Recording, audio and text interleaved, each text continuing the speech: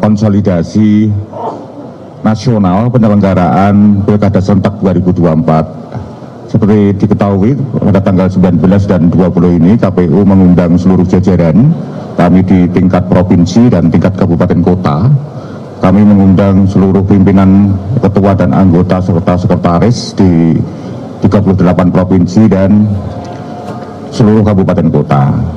Pada prinsipnya konsolidasi ini menegaskan bahwa KPU siap menyelenggarakan Pilkada serentak 2024.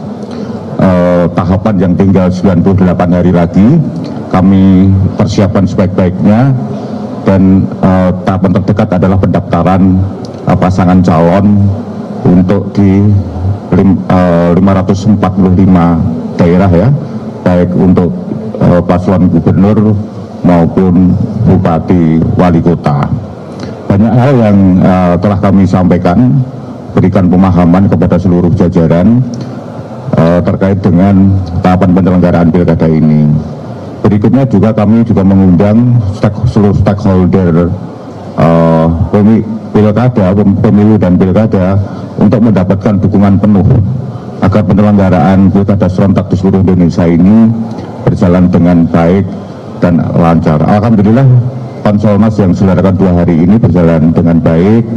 Pada hari ini kami mengundang seluruh narasumber juga, Pak Presiden juga hadir, Kemenko Polhukam juga hadir, dari Kejaksaan Agung juga hadir, Kementerian Dalam Negeri juga hadir, dari pimpinan KPK juga hadir, Panglima TNI hadir, Kapolri hadir. Ini menegaskan bahwa dukungan terhadap penyelenggaraan pilkada ini sangatlah penuh, dan kami mohon doa restu kepada seluruh masyarakat Indonesia agar penyelenggaraan pilkada yang tinggal 98 hari ini berjalan dengan baik dan berjalan dengan lancar. Saya kira itu saja ya update-nya untuk konsolidasi nasional penyelenggaraan Pilkada serentak 2024 yang diselenggarakan oleh KPU Republik Indonesia yang melibatkan seluruh jajaran KPU Provinsi dan KPU Kabupaten Kota. Terima kasih. Wassalamualaikum warahmatullahi wabarakatuh. Baik, teman-teman sekalian yang saya banggakan, terima kasih atas waktu dan kesempatannya untuk menunggu kita menyampaikan konferensi pers pada malam hari ini. Sebagaimana kita tahu, kemarin 19 Agustus kita semua sudah mengikuti proses PHPU Jilid 2, sidang terakhir di Mahkamah Konstitusi.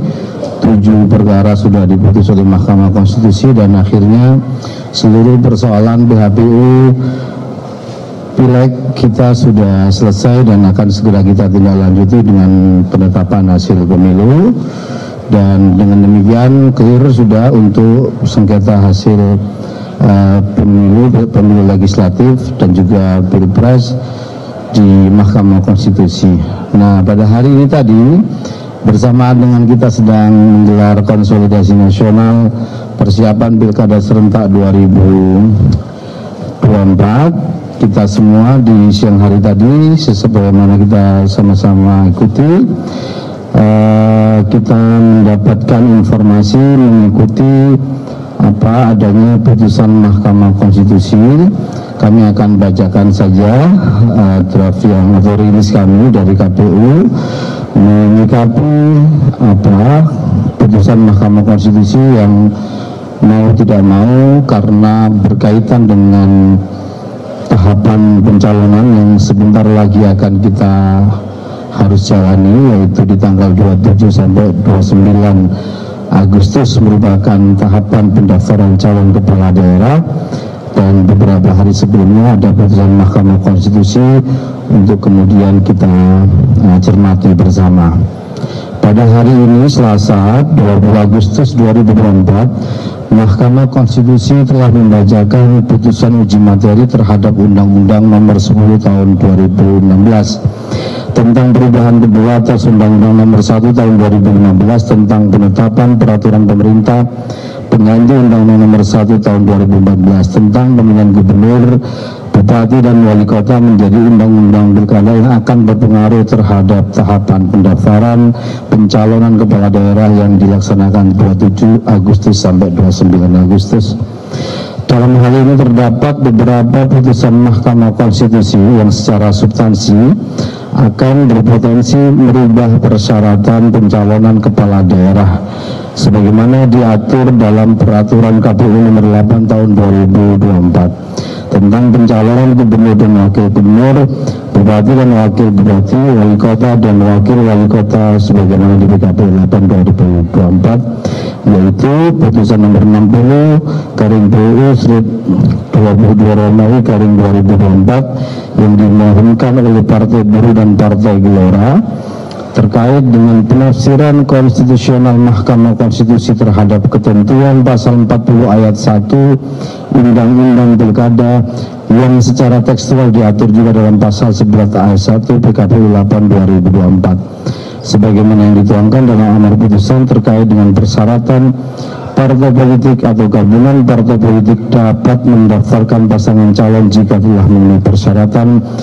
perolehan paling sedikit 20% dari jumlah kursi Dewan Perwakilan Rakyat Daerah atau 25% dari akumulasi perolehan suara sah dalam pemilihan umum anggota Dewan Perwakilan Rakyat Daerah di daerah yang bersangkutan tidak mempunyai kekuatan hukum mengikat sepanjang tidak dimaknai partai politik atau gabungan partai politik serta pemilu dapat mendaftarkan pasangan calon jika telah memenuhi persyaratan sebagai berikut.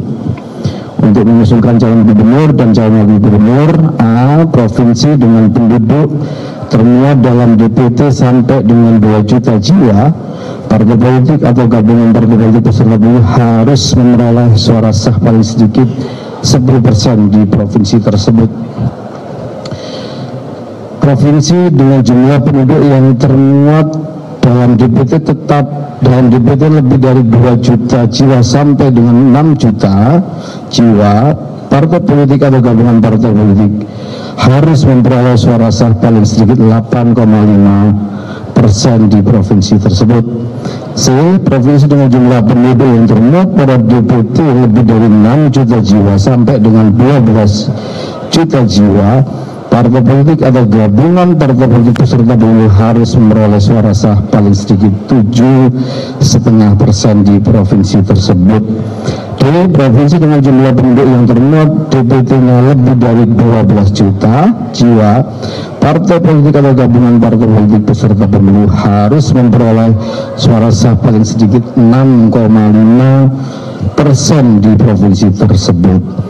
Untuk mengusulkan calon bupati dan wakil bupati, calon wali kota dan wali kota, A.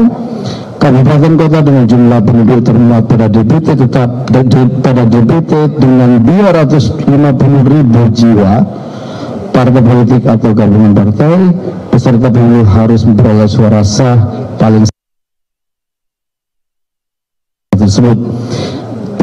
Kabupaten kota dengan jumlah penduduk yang termuat pada daftar pemilih tetap 250.000 sampai dengan 500.000 jiwa, partai politik atau gabungan partai politik peserta pemilu harus memperoleh suara sah paling sedikit 8,5% di kabupaten kota tersebut. C. Kabupaten kota dengan jumlah penduduk yang termuat pada daftar pemilih tetap lebih dari 500.000 sampai dengan 1 juta jiwa, partai politik atau gabungan partai politik peserta pemilu harus memperoleh suara sah paling sedikit 7,5% di kabupaten kota tersebut. D. Kabupaten kota dengan jumlah penduduk yang termuat dalam DPT lebih dari 1 juta jiwa, partai politik atau gabungan partai politik harus memperoleh suara sah paling sedikit 6,5% di kabupaten kota tersebut.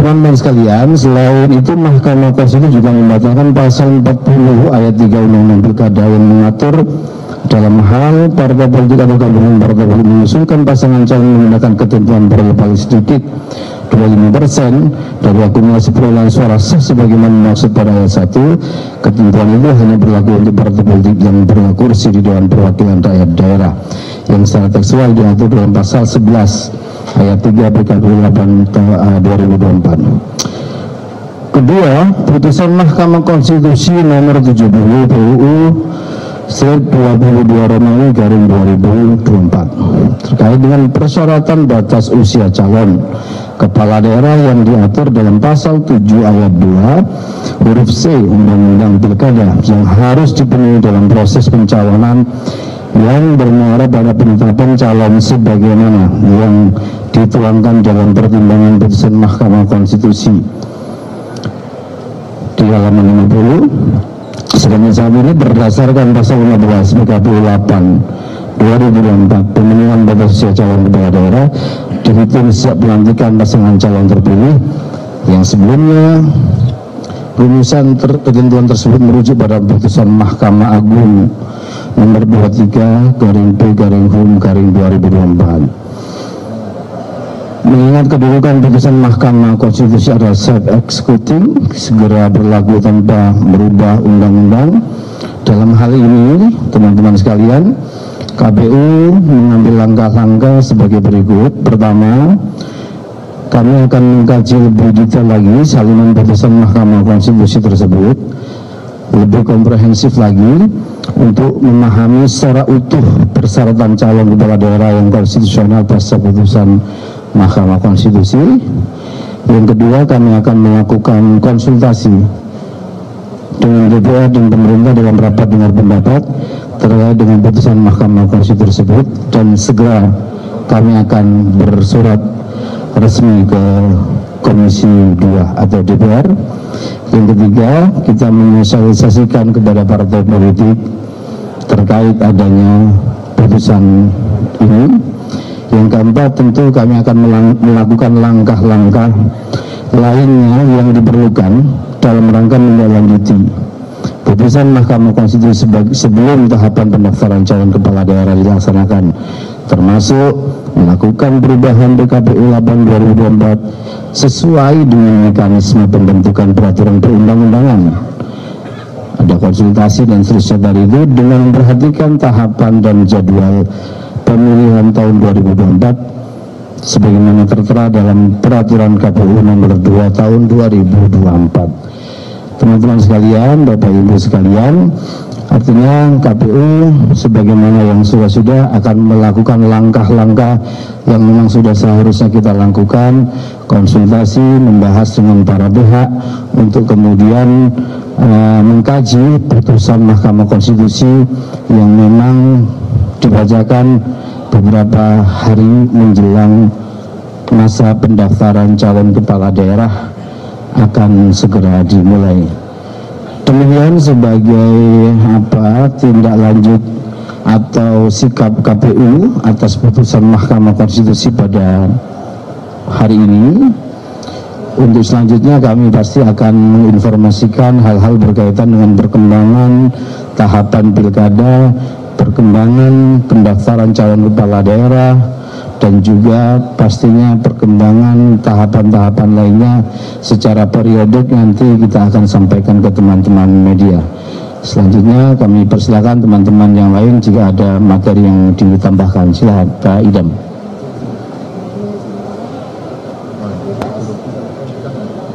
Bapak Ibu sekalian, karena kami juga sedang kegiatan dan belum melakukan arahan dari pimpinan KPU RI sekaligus penutupan kegiatan, kami dari KPU RI menyampaikan terima kasih atas atensi dan kesabaran teman-teman, karena juga sore tadi salinan putusan Mahkamah Konstitusi baru kita terima dan kita baru bisa bertemu.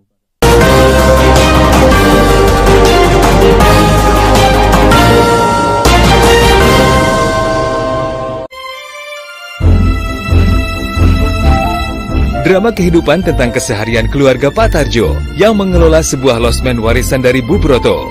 Berbagai karakter dan latar belakang tamu yang datang mewarnai setiap cerita di serial. Selamat pagi, Bu Tarjo. Pagi. Guest House Losmen Reborn setiap Jumat pukul 20 waktu Indonesia Barat.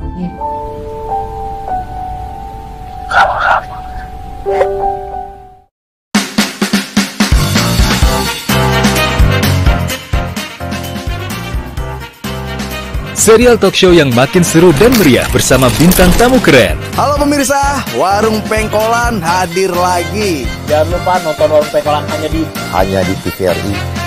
Hanya di TVRI. Media pemersatu bangsa. Warung Pengkolan, setiap Selasa pukul 20 waktu Indonesia Barat.